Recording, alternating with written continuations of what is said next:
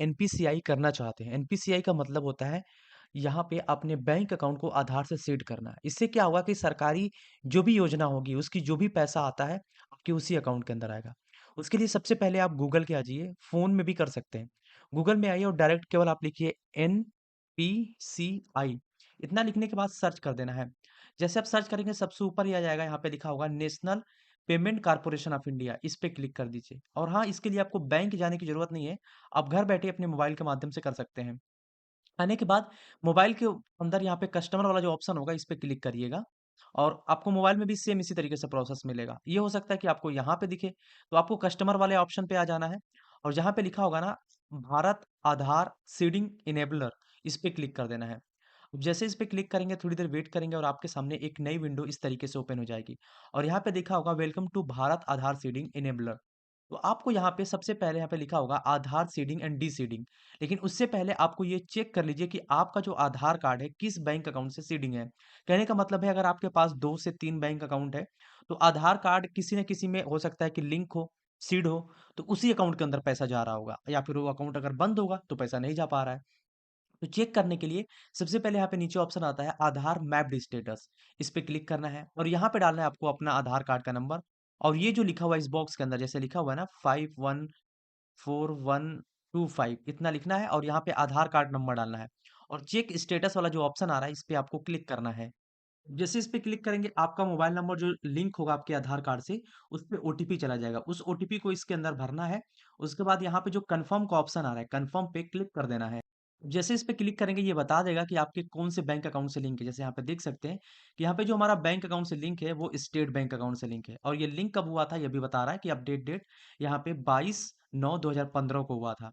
तो यहाँ पे ये मैंडेट भी पूरी तरीके से है। अब यहाँ पे बहुत लोग को प्रॉब्लम हो रही है क्योंकि यहाँ पे जिनका नहीं हुआ होगा उसका इस तरीके से एनए करके लिखा होगा या फिर कोई भी बैंक डिटेल्स यहाँ पे नहीं आएगा।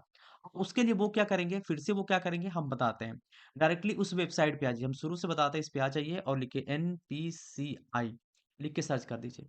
उसके बाद यहाँ पे एनपीसीआई की ऑफिशियल वेबसाइट पे आ जाना है, फिर से कस्टमर वाले पे आना है और भारत आधार सीडिंग इनेबलर वाले इस ऑप्शन पे क्लिक करना है।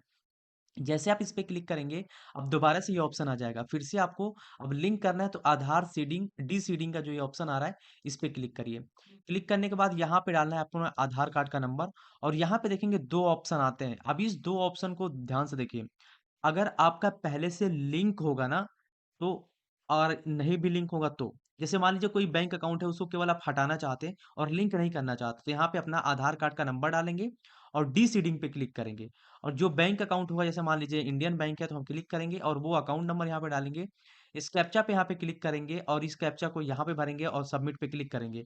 आधार पे ओटीपी आएगी, ओटीपी डाल देंगे, डीसीडिंग हो जाएगा मतलब कि हट जाएगा। लेकिन अगर आपको लिंक करना है तो उसके लिए यहाँ पे क्लिक करना है, ठीक?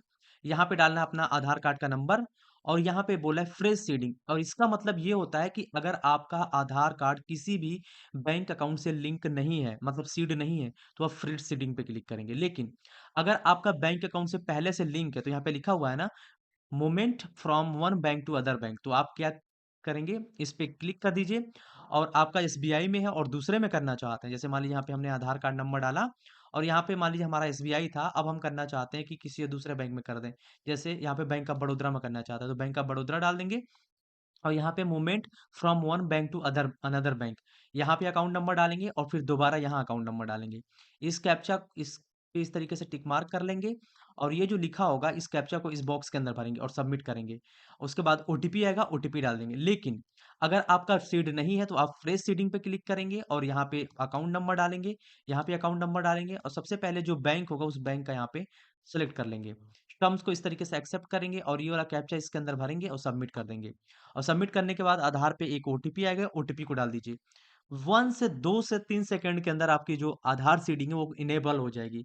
और इसी के लिए बहुत लोग बैंक जाते हैं और उनका प्रॉब्लम यहीं से सॉल्व हो सकता है, तो बैंक जाने की ज़रूरत नहीं है क्योंकि ये एनपीसीआई ने पूरी तरीके से इसको लॉन्च कर दिया है। तो ये प्रोसेस होता है अपने आधार कार्ड को सीड करने से किसी बैंक में। इससे बेनिफिट ये होता है कि गवर्नमेंट की जितनी भी स्कीम होती है उसके तहत जो भी पैसा आता है, आपके आधार डीबीटी इसी तरीके से होता है, आपके आधार कार्ड्स के माध्यम से पैसा डाला जाता है और जो भी आधार सीडिंग जिस अकाउंट से होता है, उसी अकाउंट के अंदर पैसा भी क्रेडिट हो जाता है। तो ये टोटल प्रोसेस है। अगर आपको किसी प्रकार की और समस्या आती है तो कमेंट बॉक्स में कमेंट कर दीजिएगा। अगर नए हैं चैनल पे तो सब्सक्राइब कर लीजिए, वीडियो को अभी तक लाइक नहीं किए हैं तो लाइक कर दीजिए। मिलते हैं नए वीडियो में, एक नई इंटरेस्टिंग वीडियो के साथ, तब तक के लिए जय हिंद, वंदे मातरम।